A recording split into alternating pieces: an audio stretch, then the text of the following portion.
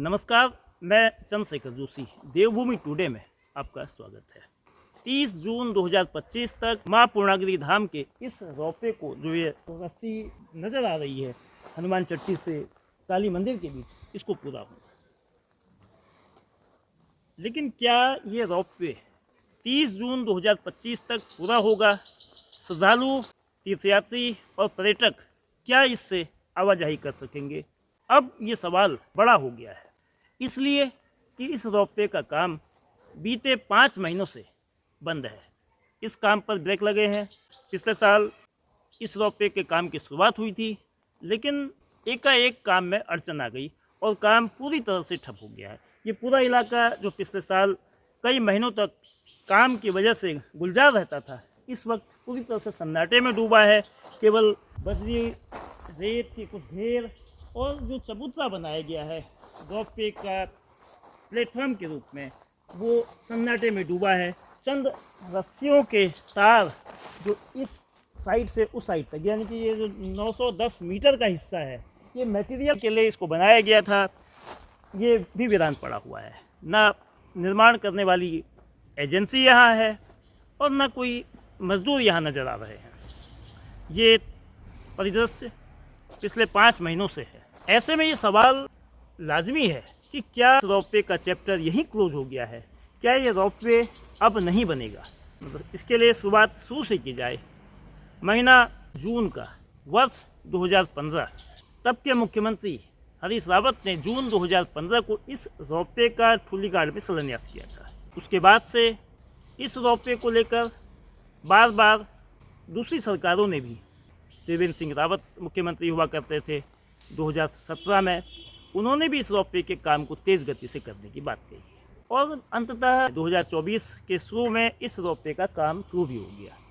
लेकिन तमाम प्रक्रियाओं के, सॉइल टेस्टिंग से लेकर तमाम क्लियरेंसेज जो चाहिए थे, forest clearances, soil testing, technical जो भी व्यवधान थे, उन सबको दूर करके इसका काम शुरू हुआ।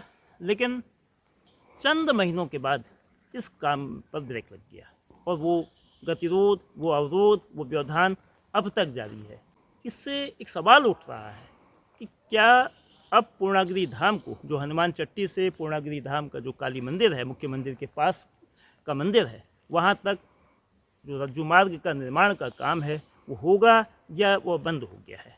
प्रशासन का ये कहना है कि रोपवे का जो काम है, रोपवे का जो निर्माण है वो होगा, लेकिन अभी कतिपय कारणों से इसमें अवरोध आया है, जिसको जल्द दूर कर दिया जाएगा। आखिर ये रोपवे का मसला है क्या? हनुमान चट्टी से मुख्य मंदिर के पास जो काली मंदिर है, वहाँ तक इस रोपवे का जो 900 मीटर से अधिक की दूरी है, उस सफ़र को पूरा करने के लिए इसके निर्माण की कोशिश की गई थी। इसके लाभ अनेक थे। अभी जो मौजूदा परिदृश्य है, भैरव मंदिर से मुख्य मंदिर तक का 3.5 किलोमीटर से अधिक का जो क्षेत्र है वो पैदल है, चढ़ाई का रास्ता है। ऐसे में वो श्रद्धालु जो उम्रदराज हैं, वो श्रद्धालु जो बीमार हैं, वो श्रद्धालु जो दिव्यांग हैं, वो श्रद्धालु जो कतिपय कारणों से पैदल आवाजाही नहीं कर सकते हैं और देवी दर्शन करने की उनकी हार्दिक इच्छा है, उसको पूरा करने के लिए, तीर्थयात्रियों को सुविधा देने के लिए, श्रद्धालुओं को बेहतर फैसिलिटीज़ देने के लिए इस रोपवे के निर्माण को मंजूरी दी गई थी। लेकिन पीपीपी मोड पे, जो पब्लिक प्राइवेट पार्टनरशिप मॉडल पे जो रोपवे बनना था, उस रोपवे पर इस वक्त गहरी शंकाएं हैं। इस रोपवे का निर्माण होगा, इस रोपवे का निर्माण अब नहीं होगा, ये रोपवे कब पूरा होगा? ये ऐसे तमाम सवाल हैं जिनका अभी उत्तर स्पष्ट रूप से नहीं मिल पा रहा है। लेकिन ये रोपवे बनता तो जो सुविधाएं तीर्थयात्रियों को होती, जो पर्यटन के लिए जो बेहतर स्थिति होती, जो आध्यात्मिक और धार्मिक पर्यटन को लेके लोगों को जो असुविधाओं का सामना करना पड़ता है, उससे जो निजात मिलती, फिलहाल ऐसा लग रहा है कि वो मुमकिन नहीं है। निकट भविष्य में ऐसा होगा या आने वाले कल में क्या होगा, इसका इंतज़ार करना होगा। लेकिन रोपवे को लेकर जो प्रशासनिक तौर पर, जो सरकारी स्तर पर जो बातें कही गई थी कि इस रोपवे से ये फ़ायदे होंगे, वहीं जो पूर्णागिरि के पुजारी हैं इस रोपवे का शुरू से परोक्ष में विरोध करते रहे हैं।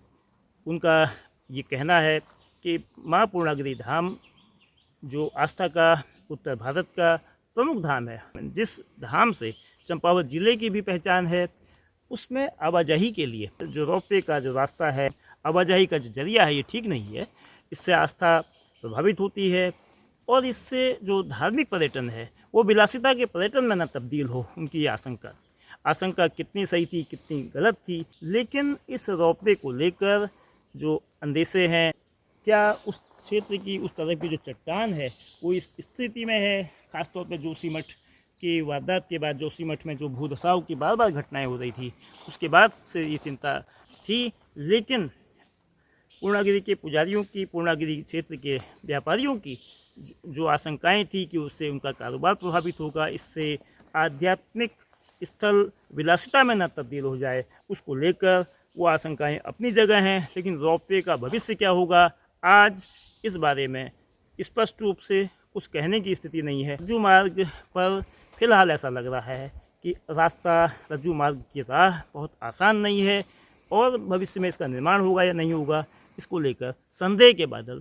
गहरा रहे हैं। देखिए, जो पूर्णागिरि का रोपवे का जो योजना थी वो पीपीपी मोड के अंदर संचालित की जा रही थी और उसमें जो शासन की तरफ से जो भूमि आदि और जो विद्युत कनेक्शन वगैरह की व्यवस्थाएं जो उपलब्ध कराई जानी थी वो हमने समय से पार्टनर को उपलब्ध करा दी गई थी। जो हमारा पीपीपी पार्टनर था उसके द्वारा वहाँ काम शुरू भी किया गया, लेकिन कुछ उनको वहाँ पे अपनी फाइनेंशियल प्रॉब्लम्स भी आई हैं और शायद उनको कुछ वहाँ टेक्निकल डिज़ाइन को लेके भी वहाँ जब उन्होंने काम शुरू किया तो अब वो लोग अपने अपने डिज़ाइंस को उसको रिविज़िट कर रहे हैं और उन्होंने हमें आश्वासन दिया है कि वो उस प्रोजेक्ट को रिवाइव करने का पूरा प्रयास करेंगे।